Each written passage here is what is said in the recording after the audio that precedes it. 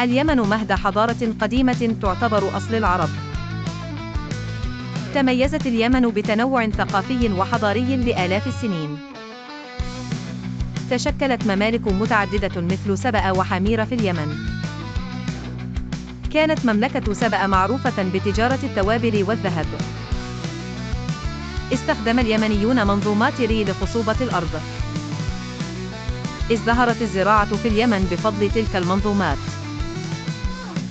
الديانات القديمة مثل الوثنية كانت شائعة هناك.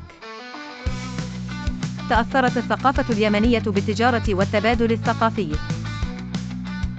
ساهم الموقع الجغرافي في التواصل الحضاري. اليمن كان جسراً بين الثقافات والحضارات الكبرى. الخط المسندي استخدم لكتابة اللغات القديمة. الممالك اليمنية تركت تراثاً معمارياً مذهلاً، مثل سد مأرب دليل على تقدم الهندسة اليمنية. بقيت اليمن مركزاً ثقافياً حتى عصر الإسلام. ساهمت اليمن في نشر الثقافة والأدب العربي.